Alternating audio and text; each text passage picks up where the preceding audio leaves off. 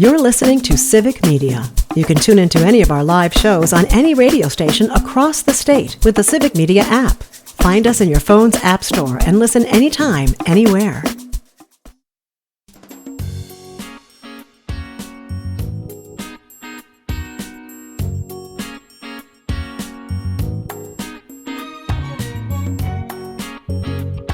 Live across Wisconsin on Civic Media, you're listening to Mornings with Pat Kreitlow, powered by Up North News.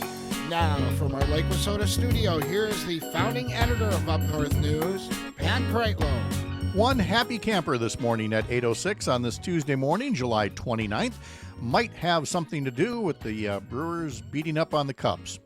Did not look like it during the first inning last night. Jacob Mizorowski had a terrible start. 8 batters, 40 pitches, 3 runs with hardly anything getting out of the infield. And then he settled down, and the Brewers' bats came to life. Brewers win 8-4. Game 2 is tonight. Game 3 is tomorrow afternoon. But for now, your first place Milwaukee Brewers are atop alone the Central Division. And again, Game 2 tonight. Coverage begins at 6:05 on stations across the Civic Media Radio Network. Meteorologist Brittany Merlot is here. Chad Holmes will be joining us in a sec from 98.9 WXCO in Wausau. One thing I noticed, Brittany, looking at the TV coverage of the game last night and from my being at American Family Field on Friday, when it was another hot and steamy day, is, the roof is only partially open, which is to kind of not have the sun completely baked down. But if you closed it all the way, then you'd be in a roasting pan. And there's just, this time of year, there's no way to avoid the heat. Just go get some ice cream or a cold frosty beverage or whatever, because we're in the dog days of summer. At least we sure are. At least for one more day. Well, first of all, I'm so excited that they beat the Chicago Cubs. I'm from Chicago. I hate them with a passion. So I'm just so excited to hear that news. And then also maybe some ice. A cup of ice. I was doing that at Oshkosh, putting ice on the back of my neck, putting it, on my arm, my leg, wherever, just to help cool me down. Mm-hmm. So while you're in line for a brew, grab a cup of ice too. Hey, there you go. All right, yeah. Look at that. You get a great forecast and spectator tips from Brittany, who's going to tell us where the forecast is today as the rain moves out of the southeastern part of the state right now. It sure does. Kick that on out of here. Let the sun shine. More and more sunshine throughout the day today. Comfortable temperatures further up north. Not so comfortable further down south. We are still battling dew points, muggy conditions, high heat here today. Temperatures rising to about the low to mid 80s far north to low to mid 90s far south. Plus you slap the humidity on top of that. It's going to be feeling like the mid to upper 90s for a lot of us in the southern part of the state today. So sunshine becoming abundant. A few spotty sprinkles or small brief showers are possible this afternoon. I think they're going to stay more towards the Green Bay area, but pretty much by the lake is your best chances for those to pop up later on this afternoon, early evening. No big deal with that. But tomorrow, we've got another low pressure system moving through. It is going to bring some more widespread, steadier rainfall, probably overnight far west, early tomorrow morning for the southern parts of the state. And that'll continue for the southern half tomorrow throughout the day. Overcast, all of us, but much, much more cooler, refreshing, highs in the mid to upper 70s tomorrow, and that stays the case for the rest of the week as a high pressure starts to build in. It kicks the clouds on out of here, and we've got nothing but a beautiful summer day on Thursday, Friday, Saturday, and even into Sunday. It's going to be amazing. The top is coming off the Jeep Wrangler, and it is going to be just a gorgeous couple of days of running those errands. Brittany, thank you so much. Really appreciate it. All right. Have a good day. You have a great day as well. Let's check in with Chad Holmes from 98.9 WXCO, see what he's following up in that area, because you're still in your, as we learned from Jimmy Kuska yesterday, this is, I don't think this is an official title, but this is like the dead week in high school sports where there's not practices and things like that. So the kids get a break, the coaches get a break. There's a lot of vacations going on. It would seem to me we should be sending you away to like another poker tournament someplace, but you got that out of your system, right? Yeah, no, it is the down week. It's actually a perfect week here in the Wausau area because everybody's heading off to the Wisconsin Valley Fair starting today. So it's like fair week, and then next week football practice begins, and you can start to make the real countdown to the kickoff, which is not too far away. No, not a bit. And again, with the heat finally moving on, Joe in Superior on the text line, listening on WBZH in Hayward, says comfortably cooler here by Lake Superior this morning, and that is very welcome because again, this time of year they don't have the 2-a-day football practices anymore, right? Is that? I've heard some that have Okay. a morning practice and then an evening practice. It's not. Split it up and maybe have a couple of shorter get-togethers. It depends on the schools. Okay, all right. Tell us a little bit about what you've had for some of the local segments up there for guests or topics. Oh, I mean, it's been really interesting. One of the exciting things that we have coming up here is that we just hired a new news person, and that's going to really, I think, help in terms of the coverage that we have here in Wausau. We had actually it was really nice.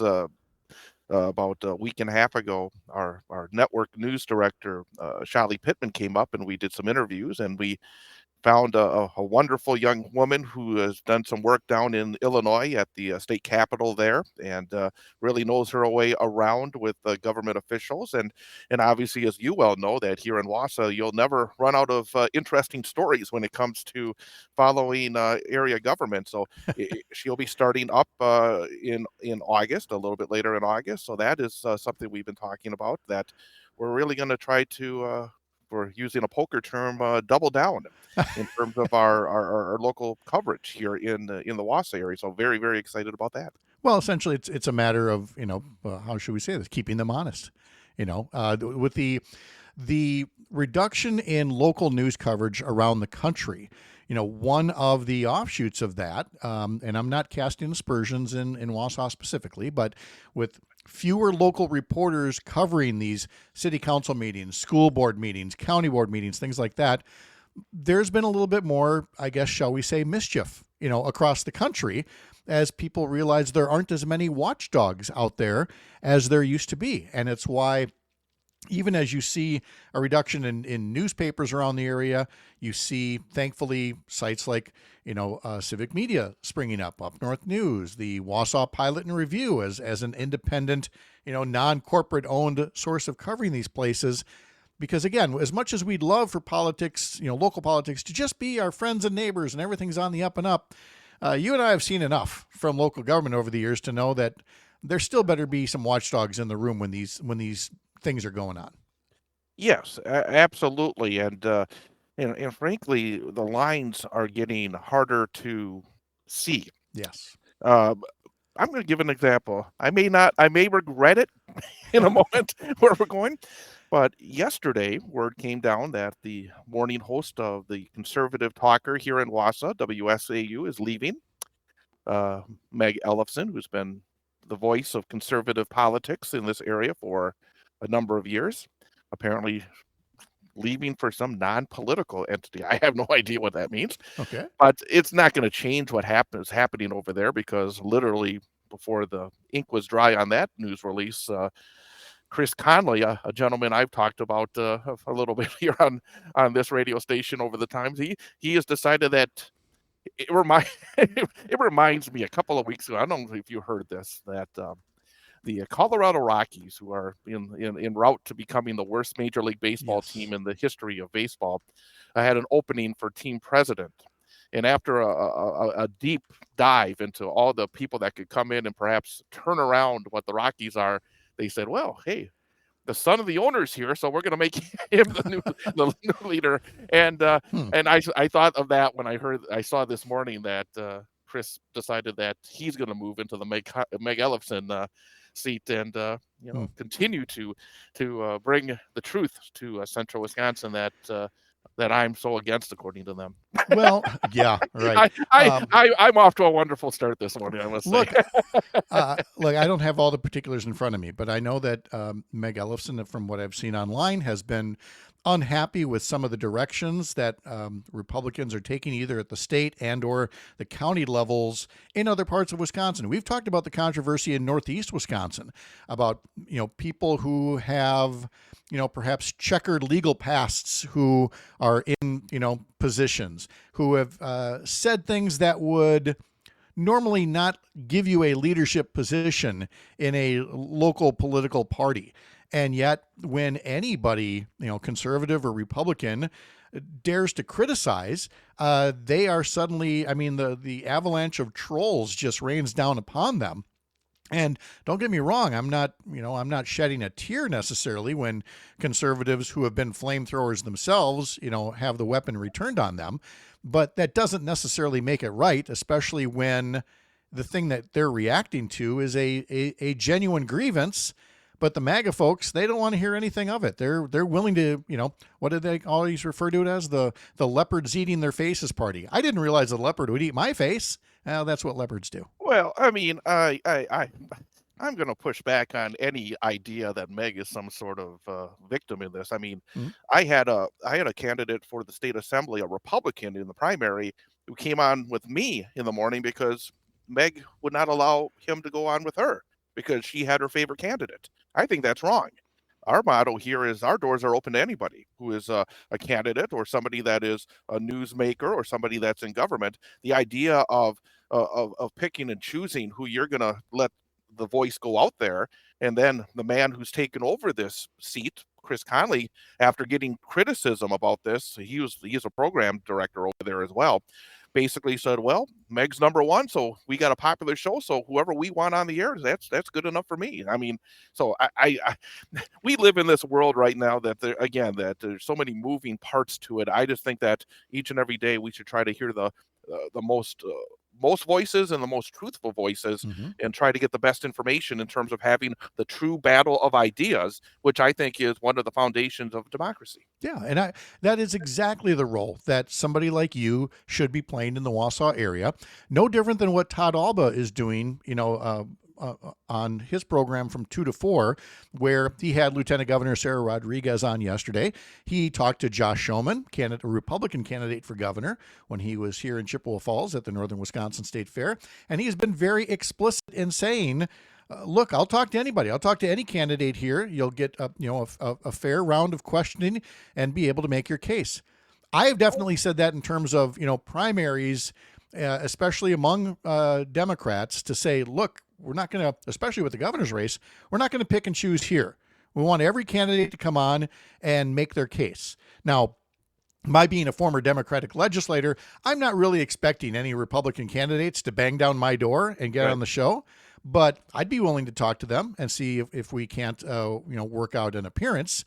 But it's fun. I tell you, it's fun when a Republican sits across the way. I like that. Well, yeah, and that's it's again fun to battle ideas. Yes. I think that is exactly what we have to do, and not just on the radio, but I think within our communities to be able to listen to the other side, and to sometimes it'll reinforce what we believe, and all the times it'll give us something to think about. And you can't have things reinforced if they're not challenged now and then, because it might reinforce it. It might not. It might actually get you thinking that, hey, I never thought of something that way before. And, I might have an example in the coming day or two about that.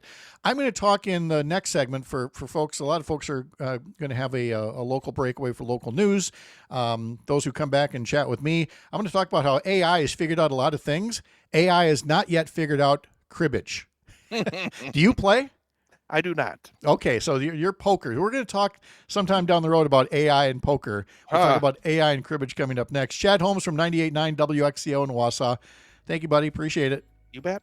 All right. As mentioned, the aforementioned local update coming up next for many of you across the Civic Media Radio Network, and then back here with Dan Shafer in less than 15 minutes. I'm Pat Kreitlow.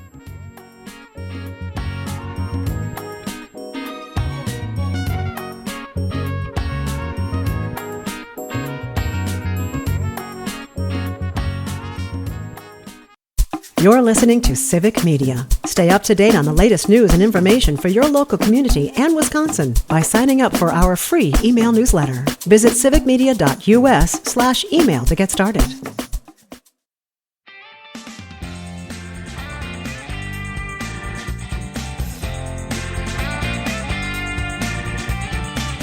I am absolutely infatuated with this next article that I'm going to share for you. I'm looking at it at the Wausau Daily Herald site, but it is originally from the Journal Sentinel. Andrew Montequin is the author. The headline is, Artificial Intelligence, AI, is making advances every day, but humans are still best at a classic pastime, cribbage. And we established just now that Chad Holmes, professional poker player, is not a cribbage player. And Parker, as the producer of this fine show, are you a cribbage player? It has been a very long time. I have played very infrequently, but I do love cribbage. Oh, good. Okay. So you understand the kind of the challenge, the reason people like it. There's a little bit of unpredictability, the way that it can change right in the middle of a game. I definitely have that feeling about sheep's head. So I grew up with my parents. My parents divorced when I was very young. One of the few happy memories I have of them together was the times when they would play cribbage. And Sherry and I have played, I would dare say, thousands of hands of cribbage over the past 40 years. But she grew up in a family that played sheep's head. They would play for hours and hours on Sunday afternoons. I don't understand how a computer can follow either one of these things because, I mean, there's this randomness in the card that you're drawing or the card that somebody's laying that you can't see. It's what makes card games so fun. Why are we trying to spoil it with AI? The robots get to do enough as it is already, right? There are some games that are like solved games, like chess. Yes. That's a solved game. Like everything that can happen has been computed. Mm-hmm. And that's, I guess, one way to look at it. I much like sports, I like random stuff in my games. Yes.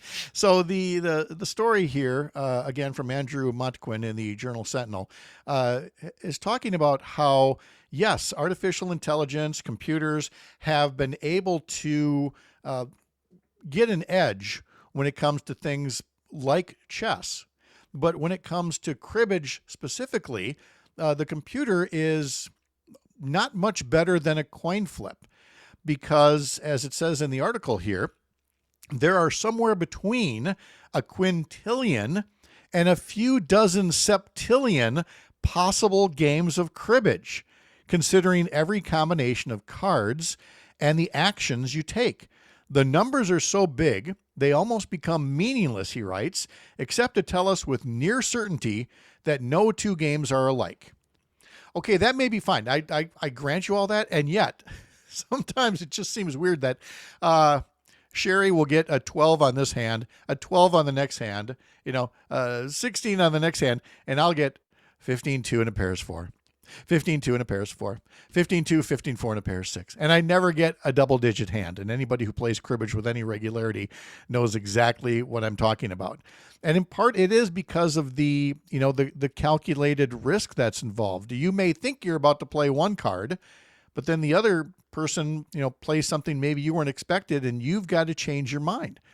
So they then get into, in this article, the people who make the computer games. Now we're going beyond cribbage. And Parker, I'm sure you've played against the computer in other games, whatever they are. So you're not just playing a person. Sometimes you're just on your own. There's cribbage games, cribbage apps. There's a sheep's head app, believe it or not. There's apps for all these things. And it gets into, if you're designing the app, you can set this up for beginner level, moderate level, expert level, however they want to frame it. But if you make it too tough, people might not want to play with the app if they're going to lose every time. So I know no computer coding whatsoever. All right. I got to put that out there first. Yeah. So now you're going to take this coding and you're going to design a game that's fun to play, but not to the point where you can't ever win or where you win every single time either. You got to know what you're getting into. Yeah. There's a couple of video games that are infamously hard, like Dark Souls. That is infamously hard and a pain. I would never play. I don't have the patience to play that game, Pat. There's another one that our family started playing a lot called either Rummikub or Rummikub. And it's a bunch of tiles with numbers on them, and the numbers have different colors in the ways that you can run sequences, or straights, things like that. And you can also play that on the app. The funny thing about that is, again, when you can modify an app, you can modify the rules of the game, okay? You can, when we're playing in person, there's a certain person I won't name, I might be married to her, that takes a very long time to take a turn.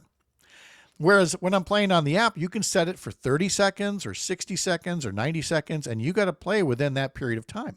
So that part I enjoy on the game. You like the but shot in clock?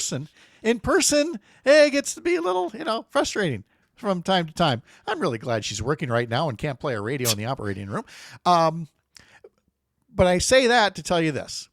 We have been married now for 39 years. We've been together for coming up on 42 years here. So there's a lot that we've disagreed on over time, this or that, these rough spots.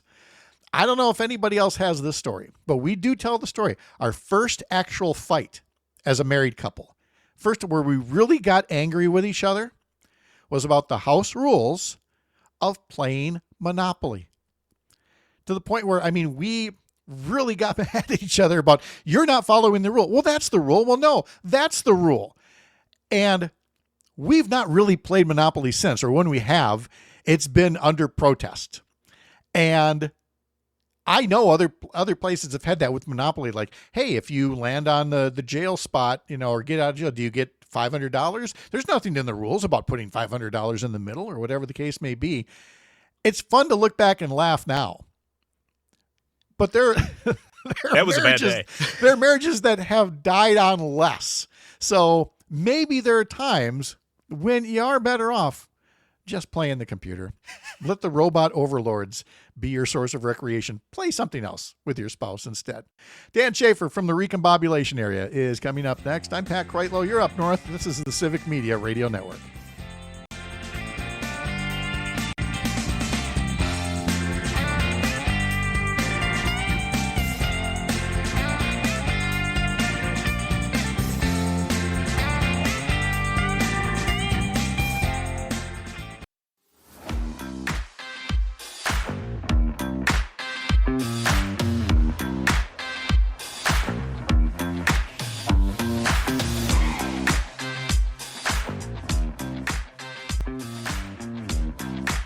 Would love for you to be a subscriber to our newsletters, including our weekend one that deals with politics, Sunday mornings with Pat Kreitlow. Subscribe at upnorthnewswi.com.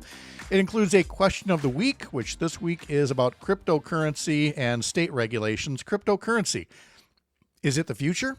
Is it a fad? Is it a scam? Is it too soon to tell? What are your thoughts on that?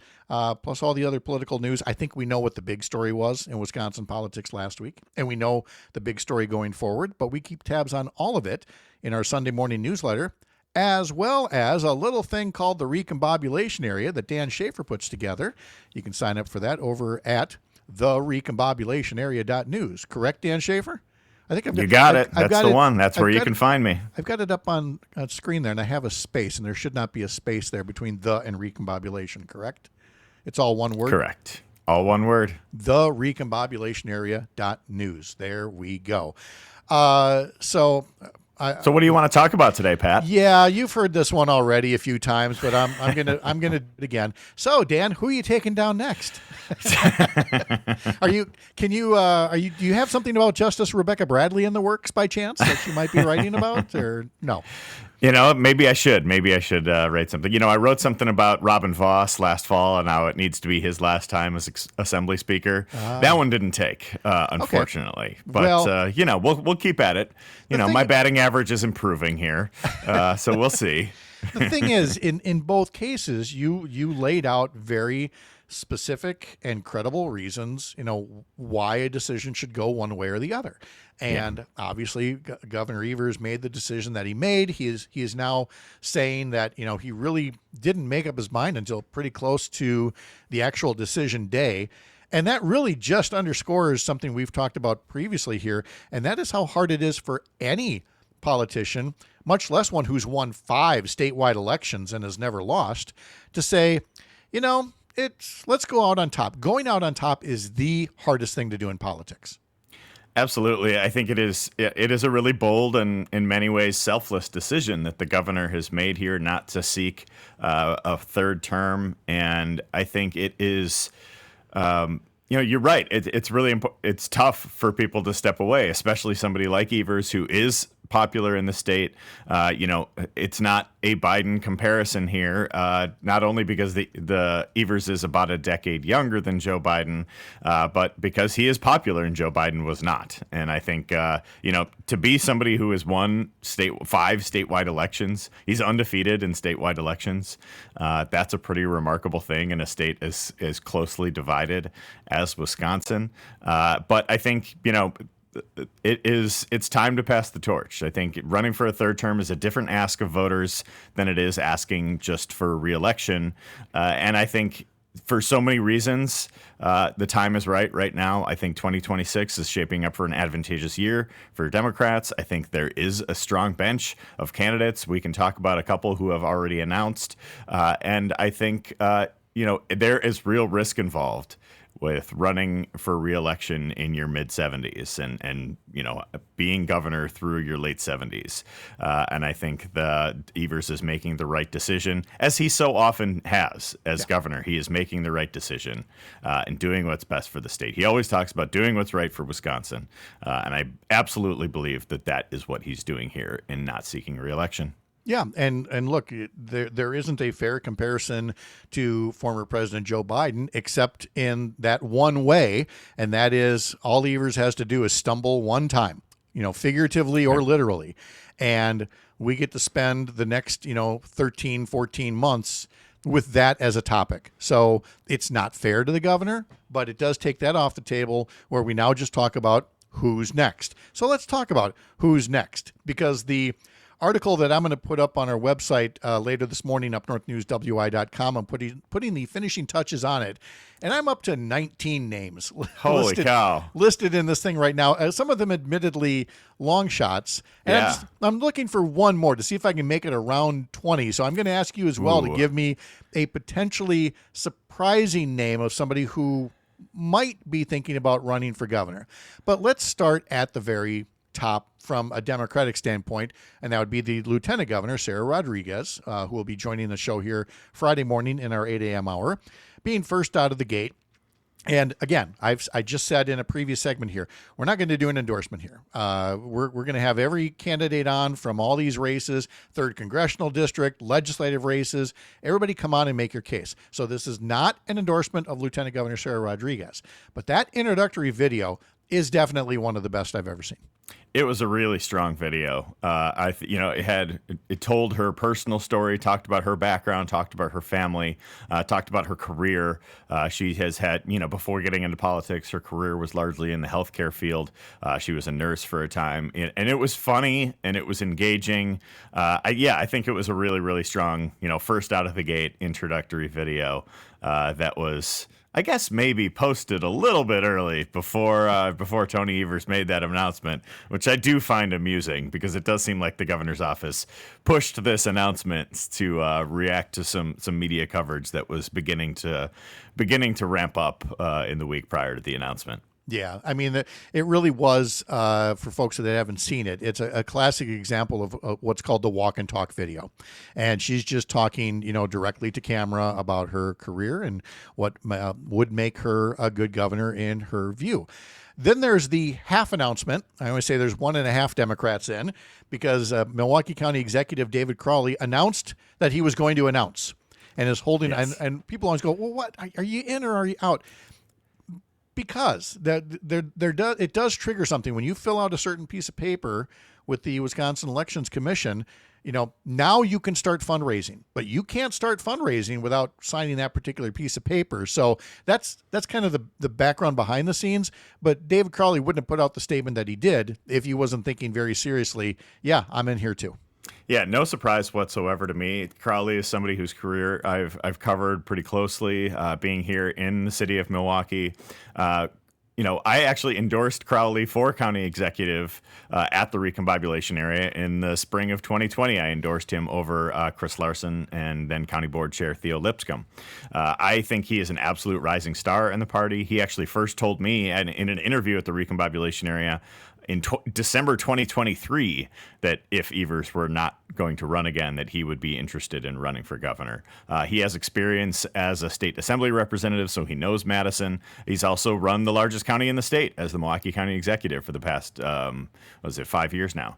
And I think he's done a lot of really good, smart, under-the-radar things in Milwaukee County that has really cleaned up the county in a lot of ways and positioned it well to go into the future. My question with David Crowley and his candidacy is, how well known is he outside of the Milwaukee market?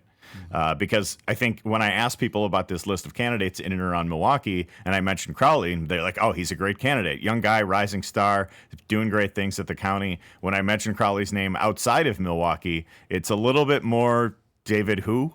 So I think the name ID challenge for him, outside of the Milwaukee market, reaching voters in the Fox Valley and Green Bay, reaching voters in western Wisconsin, the Northwoods, whatever it might be. But I actually did a live podcast with him a couple of years ago as well. And before he came up on stage to do the interview with me, he stopped at every single table in that coffee house to introduce himself personally to every single person. So his retail politics are like an A+ level. So I'm really interested to see, as he gets out there and as he starts campaigning, how people are going to respond to him and his message. Let's set aside Secretary of State Sarah Godlewski for a sec, just because she's indicated she's not interested in running for governor, but may declare for lieutenant governor. So let's move to State Attorney General Josh Kaul, who often rises to the top of lists. And I don't know how much of that is because of Josh Kaul, or how much of it is the Jim Doyle path that we've seen a state attorney general rise to become governor previously. But regardless, his name is going to continue coming up until he takes it off. Well, you win 2 statewide races in Wisconsin, your name gets to be on the list for the next opening for a statewide race. And I think, I do think it's even possible that if Josh Kaul gets into the race, which I absolutely expect him to do, that he would start it at probably as the front runner. I don't know if it would be like an overwhelming front runner necessarily, but I do think, you win 2 statewide races.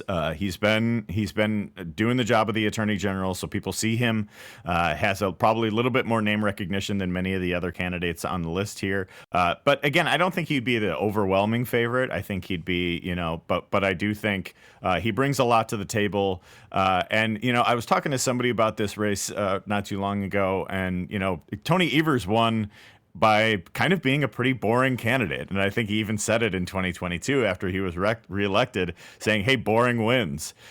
Maybe that's a path for Josh Kaul to a certain extent, too, because he's not exactly a super flashy attorney general trying to grab every headline he possibly can. He's more in the background doing the work type of guy. So I do think, there will be voters who respond to that, too. And in this time of like chaos and Trump and whatever, having calm, sane, competent leadership is, I think, what people liked out of Tony Evers, and that could be a path for Josh Kaul as well. A name that has come up the past couple of days here has been Missy Hughes, the CEO of the Wisconsin Economic Development Corporation. And she considered a run for 3rd District Congress in 2022. But in much the same way David Crowley is not well known outside of Milwaukee, I don't know that Missy Hughes is well known outside of certain business and political circles. And so she, too, will have to, first off, if she decides to, get in early and do a lot to build up her name ID, right? Absolutely. And, her name does keep coming up in these potential candidate lists and all of that. And because the list as of late in the early going here, has leaned pretty heavily into Madison and Milwaukee area politicians, I think it's good to have somebody from outside the 2 major cities in the state running for this. But again, it would be a real challenge for her name ID wise. But I'm very interested to see what she does next, because the WEDC has undergone a pretty big transformation. I was a business news reporter in much of the 2010s, covering a lot of what Scott Walker's administration was doing. I covered projects like Foxconn when I was at the Milwaukee Business Journal. We all know how that one went. And I think the WEDC, like post-COVID, had this really big focus on small business and bringing small businesses back after the pandemic. And so there is a record to run on there. But again, the name ID question would be a challenging one. I don't want to give short shrift to the others, but we want to make mention of others' names in the mix.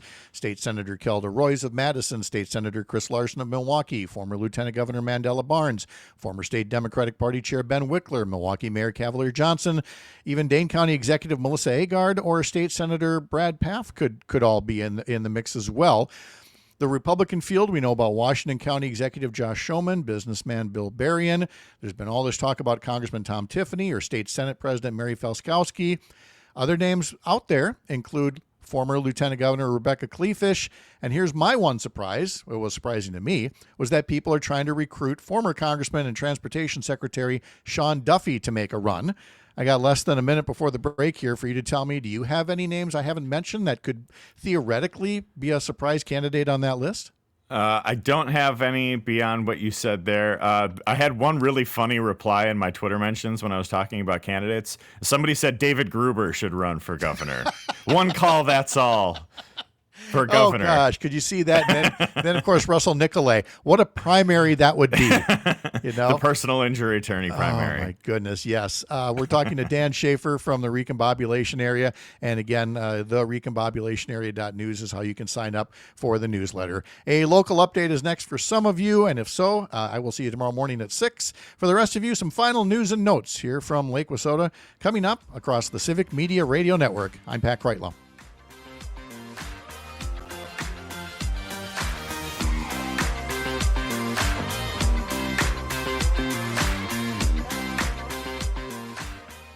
You're listening to Civic Media. Find the latest news, information, and archives of all your favorite shows on the Civic Media website, civicmedia.us.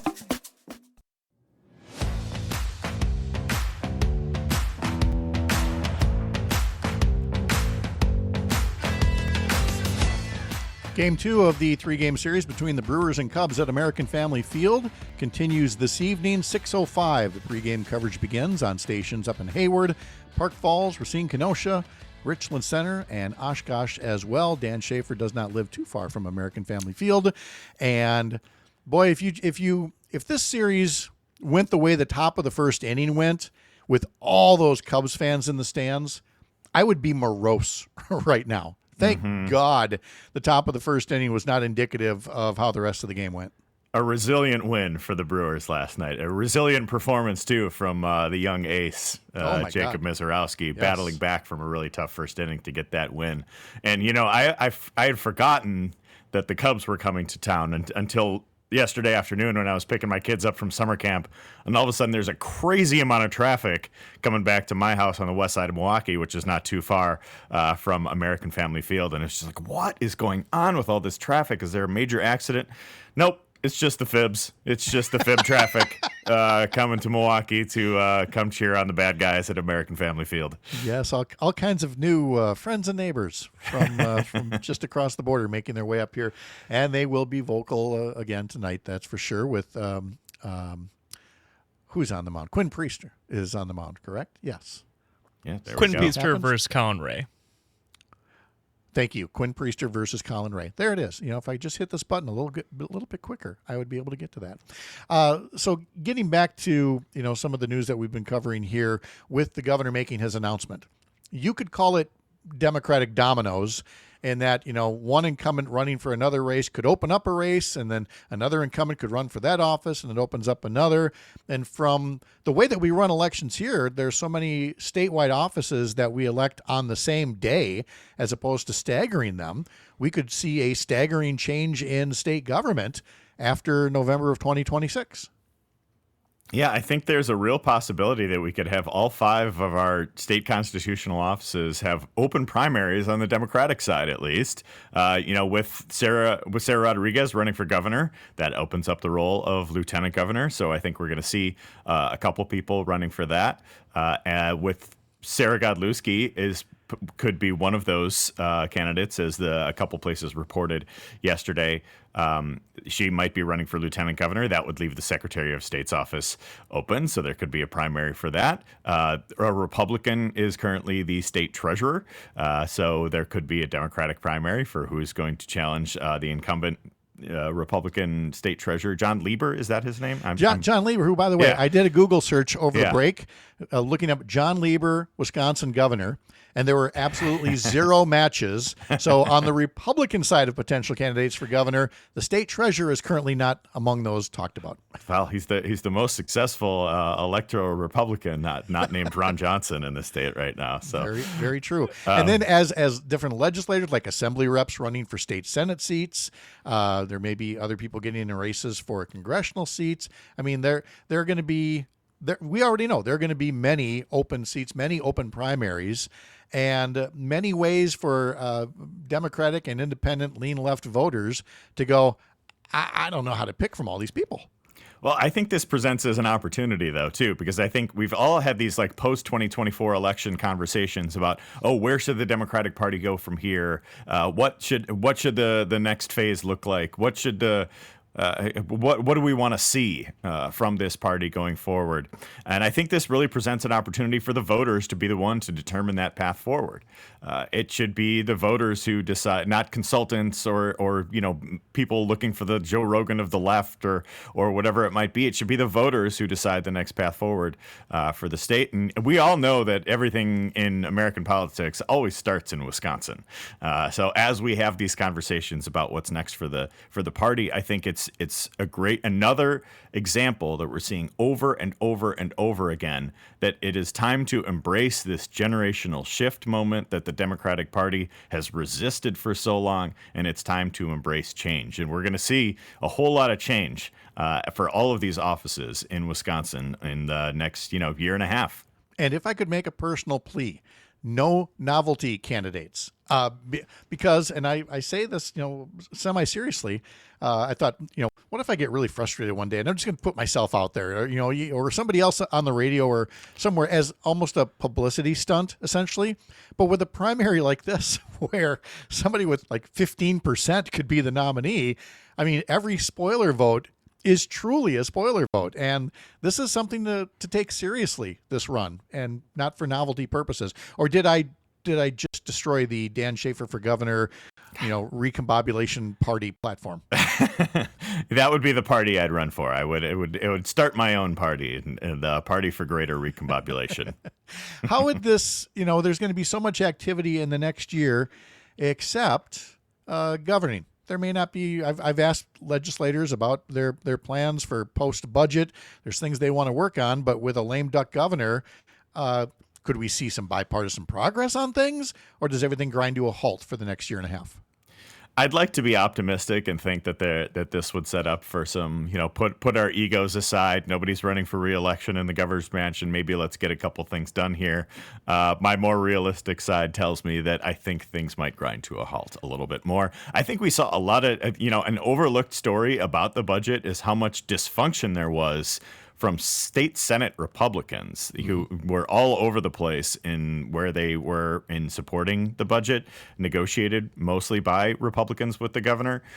So I wonder if they can even get their caucus in line to vote on anything and need to get anything across the finish line. And I guess we'll see in the next 17 months here. But we know that Republicans like to take like a 9-month break every election year. So we've got, a few months before that, and then they're going to get ready to go fundraise and campaign and all that. So we'll see. And hopefully recombobulate. Dan Shafer, thank you again. Enjoy your break. We'll see you in a couple of weeks. Thank you. All right. Tomorrow we'll have Melissa Kay on with us, talk a little Pigeon Quest. Chad Trowbridge from the Chippewa Falls School District. We'll have Melissa Baldoff and Jim Santel as part of our climate project that we're talking about, our climate update.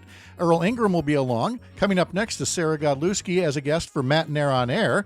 My thanks to today's guest and to all of you for being here as part of Up North News, the Wisconsin digital outlet for Courier, a pro-democracy news network. I'm Pat Kreitlow. We'll see you tomorrow morning here up north.